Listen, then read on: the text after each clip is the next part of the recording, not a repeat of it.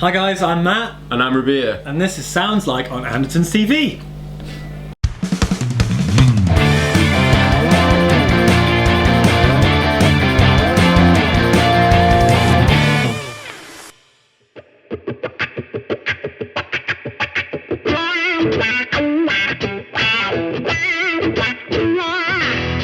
Matt, this is a hard one today. This is a difficult one. This is, well, it's probably the most difficult, the most kind of, I don't even know what the word is. Anticipated, prestigious, ridiculous, awesome. Amazing. I'm disclaimering right now, I am not this artist. I will never be able to play like this artist. Either way, we will try. We're going to try and sound like James Hendrix. Jimi Oh my god, Hendrix. Jimi Hendrix.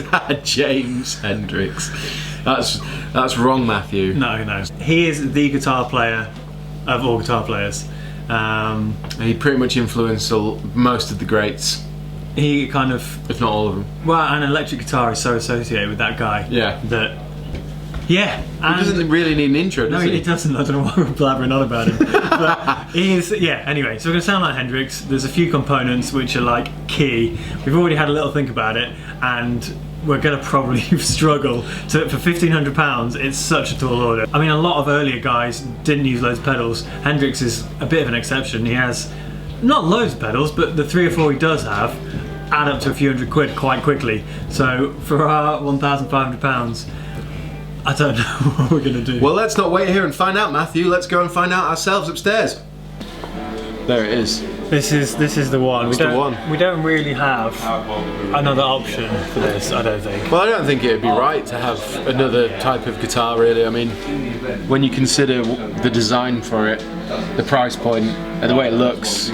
But it's gonna. That's all right. No worries. It's the summer holidays. It's busy. Yeah, there isn't really another option, really. Is it? It's gonna cost. It's gonna really put us up for a challenge, though. For £700, this Hendrix Strat.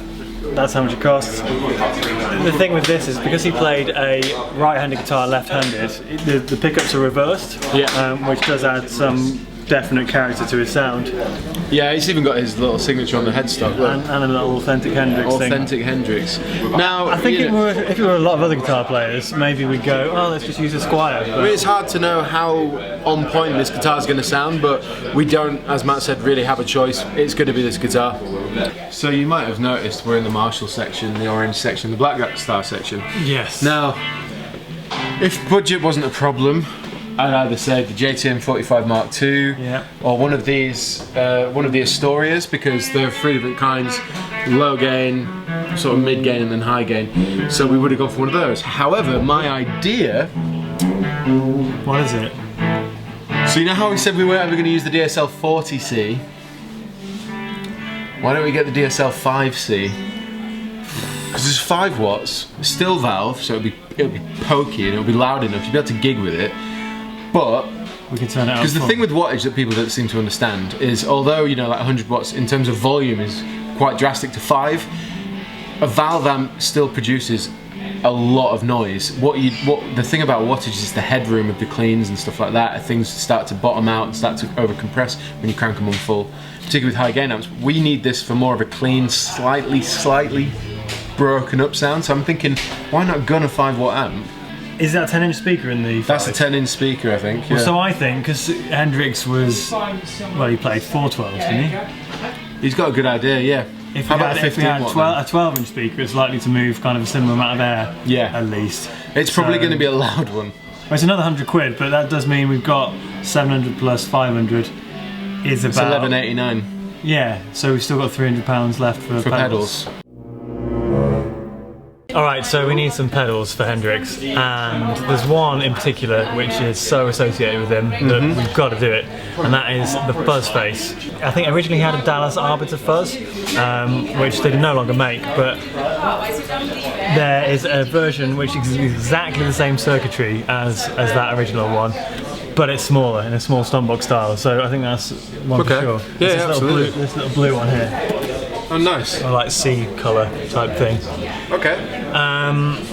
We definitely need an octave fuzz octave, because he was famous for having that, that upper octave on top of a fuzzy sound. Well, that especially does Purple Haze Solid. Yeah, and Voodoo Child, stuff like that. So there is the Octavix by Electro Harmonics. Yeah. There's also, we did spot The Caitlin Bread. Yeah, that one. That one's around the corner, and that's basically the same thing as that, the Octavix down there.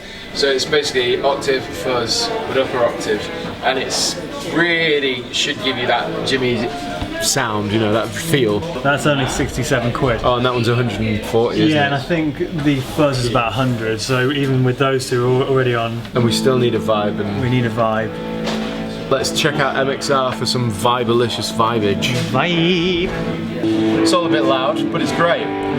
We need a vibe, we need a wah, We do. and I think we've got our Octavix and we've got our fuzz face, so Yeah. we're probably on point there. Well, there's the MXR Univibe, Which is there. which is here, which is around the £100 mark.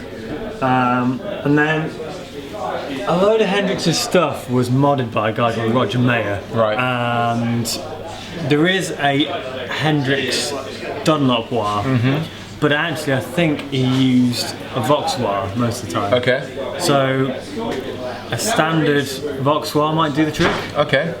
Well, let's get it. Have we got budget for it? It's always the question. We need to go and do some maths. Okay. Let's math it. Let's math it. Math it up.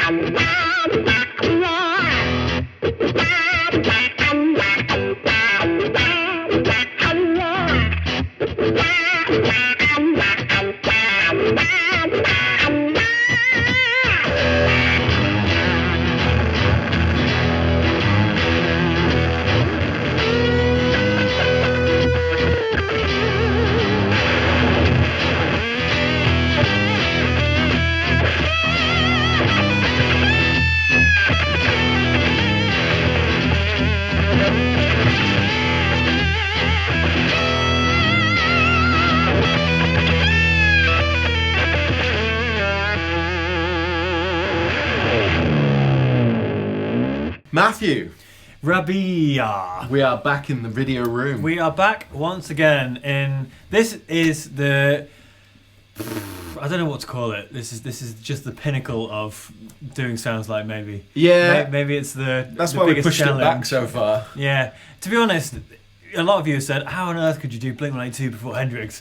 and things like that. But I guess if we covered all of the kind of the icons first, it would have just got boring after a while, and Yeah. no one would have tuned in. The hardest bit about this has been we're listening to vintage recorded, you know, like into tape, into, you know, just like it's And so also- far removed from any of this. Well, and live recordings as well, Yeah. which are like the gear varies, and the gear did vary in his rig, and also he had a load of modded stuff, which Yeah. just adds even more kind of complication to it.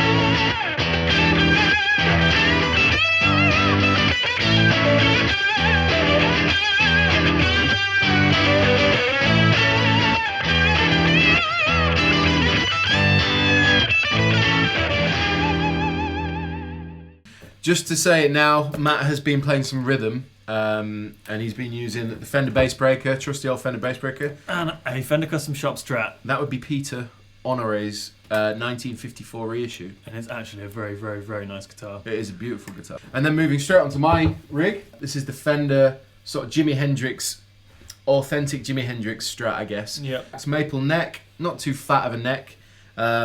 And as you pointed out, the pickups are absolutely the other way around, They because flip that way. it was as if Jimmy had, this is an upside down right-hander that he'd flipped or whatever. It just kind of plugged straight in with a clean tone, did kind of just sound right. Yeah, it did, totally. And especially as we've got kind of a few pedals that, well, in fact, all the pedals are really, really, really specific in terms of getting there. And I guess, so we could run through them now. Yeah. So at the beginning, Hendrix as well was famous for running his Vox wah first in the chain, so we've tried to do that as well. That's just a classic out of the box Vox wah. But again, it's legit in terms of the tone that it gives off. Yeah. We could have got the Jimi Hendrix Dunlop wah, but apparently it's not that sort of legit. Well, it isn't a Vox wah. No. He's known for playing a Vox wah, so we kind of tried to go, let's get a Vox wah. Yeah. Because we're trying to go for the vintage tones as opposed to the signature gear, I guess. Yeah. Next up, we have the fuzz face, and this is the mini Hendrix. So this is the same paint finish, which you might recognise from Jimmy's original one, which is probably like that size, and it's a replica of the circuitry in that original one. Moving on. Yeah, that's the Electro-Harmonix Octavix, which is, for some of the lead stuff, gives you that kind of octave up overtone, essentially. What's interesting is we didn't know what it was going to sound like. Because we've been told that this is very good for that Jimmy vibe, as well as there are loads of other pedal companies that make the same sort of thing. And then we've got the MXI Univibe, which, as we said, unfortunately we didn't actually use it in any of the excerpts, but I'll give you a quick demo of what it sounds like. It's a great Univibe at the end of the day. You've got speed, level and depth, and then you've got the option to add or subtract, I think it's extra vibe with the little button here. And then lastly is probably the most affordable pedal in the entire rig, and that's the Tone City Tape Machine. And the only reason that we did that was because we didn't have enough budget to get more of the original Echoplex style, echo going on.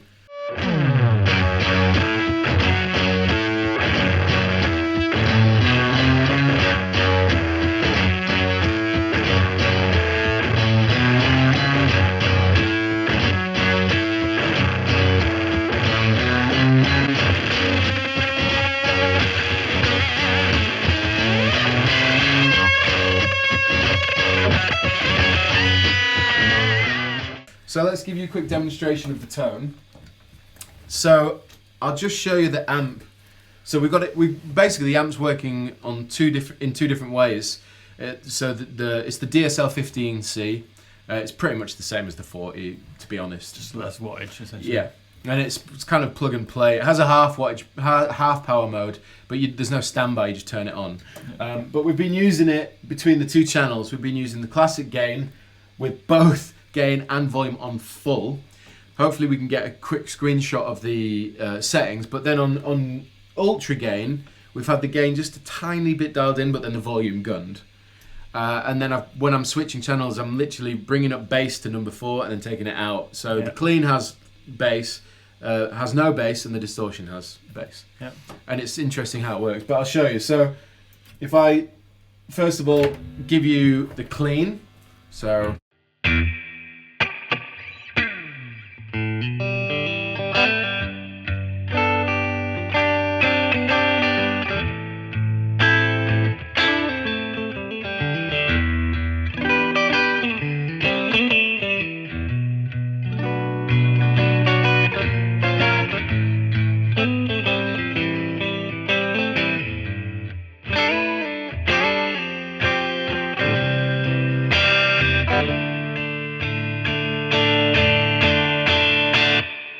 sounds great, actually. that's what I used. That tone was what we did for Little Wing. We didn't do anything else, just straight into the amp with the reverb, the ultra reverb on the amp. It actually sounds way better further away as well. Yeah. Where we're sitting. It is really loud in horrible. here. Definitely loud. To show you the other tone that we got, if I put the gain back, the bass back in, and then it's gain 1. and then swap the channel over to ultra gain.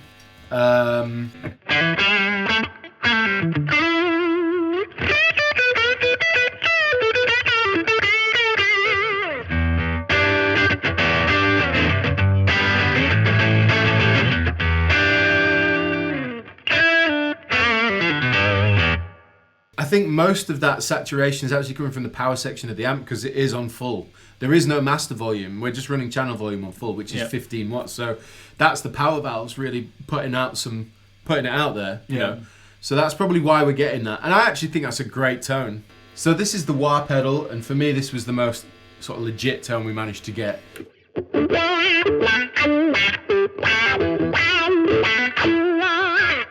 You know what I mean? It's that. It's totally, I don't know. For me, it instantly sparks up. That's the sound. Yeah, it really swells. It's really warm, isn't it? Yeah. So obviously there's a bit of hiss because the amp's on full. Yeah. So that's the Vox. So now we're on to go the fuzz face. Fuzz face. So it's already pretty noisy. Right? yeah. So I'll show you on the neck pickup and on the bridge pickup how we used it. So yeah, go for it.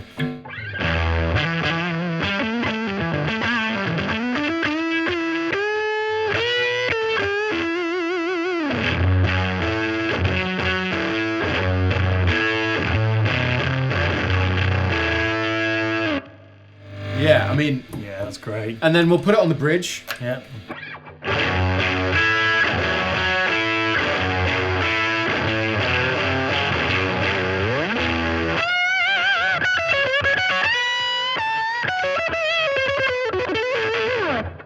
Oh, lovely. Oh, it's got the saturation and it's the sustain. You know, you could hold that note and it should just hopefully just carry on. It's got that kind of like, feels like it's overloading kind of feel. It's yeah. beautiful. The next one is probably the most piercing sound in the room. Known to man. It's brutal, but this is what it sounds like. This is the Octavix doing its thing.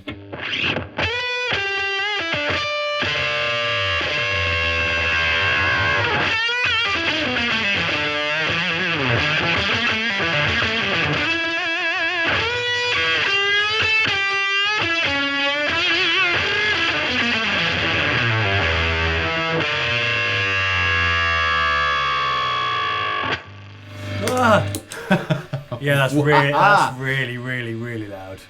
But it's totally legitimate. It is, and that was with the fuzz face in. And what's interesting is when you use the Octavix with the tape machine on the neck pickup without the fuzz face, you do get the Purple Haze style.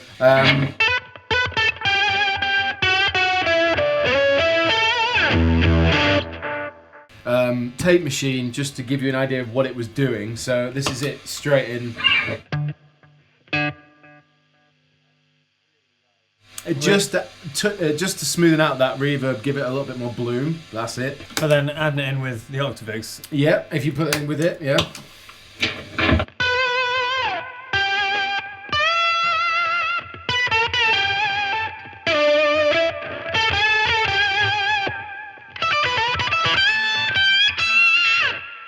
So now, Univibe, I'm going to do is, I'm going to put it on a clean channel. Yeah. Good position for, yeah, let's chuck a little bit more level in, a little bit more reverb. So we could put the reverb up.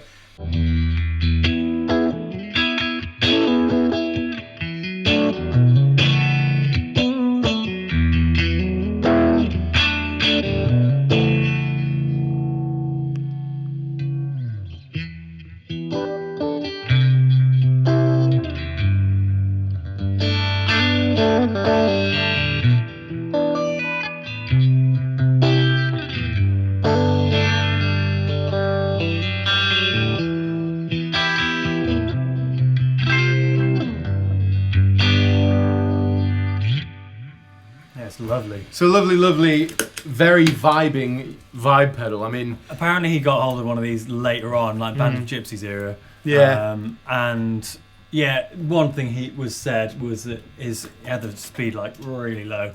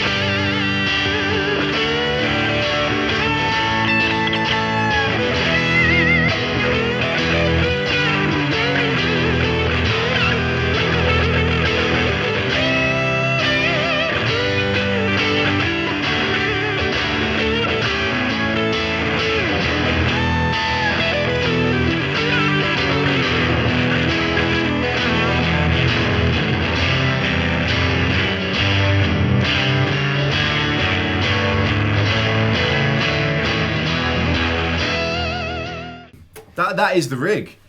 There isn't anything else to say really. I mean, it's definitely a tall order. There's no doubt about it, and I think we knew when we started filming this earlier on today that it was going to take a while. Yeah, totally. And the one thing you might say is that with the DSL-15, like, can you gig with that? Will it get over a drummer type thing? I think, depending on your drummer, you might be lucky, but you can get that in the 40, as you well know, and even the 5, really small one. There you go. There you go. All the gear, as normal, will go in the description box. We'll give you links so that you can check out each one of these pedals, the guitar, the amp and everything. Yep, and we'll even stick the bass breaker in as well, so you can have a look at that. Let us know what you think. We'd love to know what you think. Yeah, that was the difficult Hendrix one. But yeah, let us know how you think we did. And yeah, suggest some more stuff below. I'm going to suggest one thing. Go on. Can we do this by busting the bank one I time? think that's probably a really good idea, isn't it? Definitely a good idea. Definitely. It'd be deafeningly a good idea. Absolutely. But on that note, I've been Rabea. And I've been Matt. And this has been Sounds Like on Andertons TV. See you later.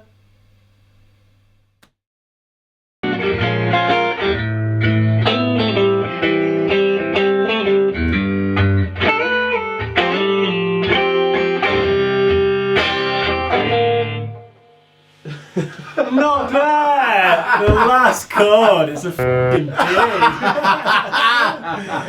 Oh man. That's like swimming across the channel and getting Eaten by a shark. getting knifed on the beach. Yeah, it is. That's such a good analogy. It's like swimming across the channel and getting knifed on the beach. At the other end, when you think it's all victorious.